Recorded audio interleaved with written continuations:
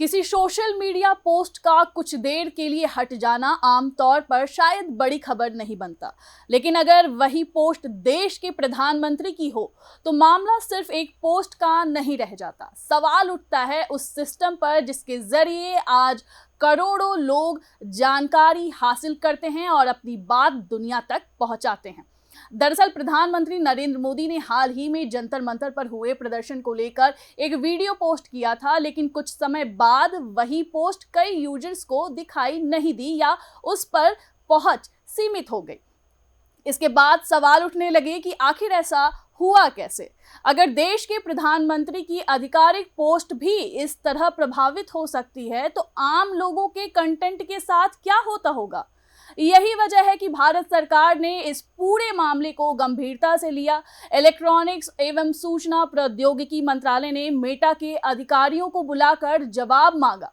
सरकार जानना चाहती थी कि आखिर ऐसी चूक हुई कैसे, क्योंकि ये मामला सिर्फ एक पोस्ट का नहीं बल्कि एक बड़े डिजिटल प्लेटफॉर्म की जवाबदेही का भी है।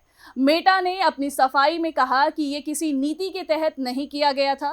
कंपनी के मुताबिक ये एक तकनीकी या ऑपरेशनल गलती थी जिसे बाद में ठीक कर दिया गया।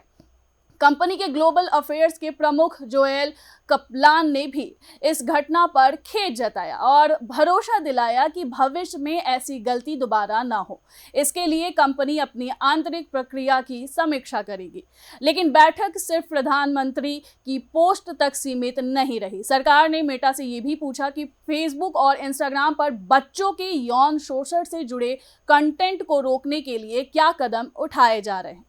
डीप फेक और एआई से बनाए जा रहे फर्जी वीडियो पर कंपनी कैसे कार्रवाई करती है, और सबसे अहम, भारत के आईटी नियमों का पालन कितनी गंभीरता से किया जा रहा है। यानी सरकार का संदेश साफ था, अगर करोड़ों भारतीय किसी डिजिटल प्लेटफॉर्म का इस्तेमाल करते हैं तो उस प्लेटफॉर्म की जिम्मेदारी भी उतनी ही बड़ी होनी चाहिए।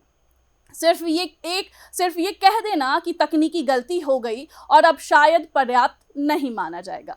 अब इस पूरे मामले के मायने समझिए। ये विवाद सिर्फ प्रधानमंत्री की एक पोस्ट का नहीं है, ये उस ताकत का सवाल है जो आज सोशल मीडिया कंपनियों के पास है। फेसबुक, इंस्टाग्राम, एक्स और यूट्यूब जैसे प्लेटफॉर्म अब सिर्फ सोशल मीडिया नहीं रहे, बल्कि खबर, राजनीति, चुनाव और जनमत बनाने का बड़ा माध्यम बन चुके हैं। ऐसे में अगर किसी पोस्ट की पहुंच किसी तकनीकी गड़बड़ी या कंटेंट मॉडरेशन की वजह से प्रभावित होती है तो उसका असर सिर्फ एक अकाउंट तक सीमित नहीं रहता, बल्कि लाखों लोगों तक पहुंचने वाली जानकारी भी प्रभावित होती है।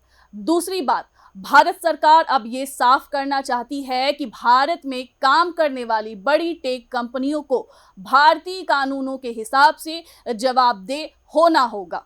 पिछले कुछ वर्षों में fake news, deep fake, online fraud और डेटा सुरक्षा जैसे मुद्दों पर सरकार लगातार सख्त रुख अपनाती रही है। ऐसे में मेटा का ये मामला उस बहस को और तेज कर सकता है कि क्या सोशल मीडिया कंपनियों के लिए आने वाले समय में और कड़े नियम बनाए जाएंगे। इस पूरे विवाद का एक बड़ा संदेश भी है। ये सिर्फ मेटा और सरकार के बीच का मामला नहीं है, बल्कि डिजिटल भरोसे का सवाल है। जब देश के प्रधानमंत्री की पोस्ट को लेकर ही इतना बड़ा विवाद खड़ा हो सकता है तो बहस और भी अहम हो जाती है कि सोशल मीडिया प्लेटफॉर्म अपने कंटेंट मॉडरेशन सिस्टम को कितना पारदर्शी और भरोसेमंद बना पा रहे हैं। अब देखना होगा कि ये मामला केवल एक तकनीकी गलती मानकर खत्म हो जाती है या फिर इसके बाद भारत सरकार सोशल मीडिया कंपनियों के लिए नए नियम और सख्त जवाबदेही की दिशा में कोई बड़ा कदम उठाती है, क्योंकि ये सिर्फ एक पोस्ट की कहानी नहीं बल्कि भारत के डिजिटल भविष्य और बिग टेक कंपनियों की जिम्मेदारी से जुड़ा सवाल भी है।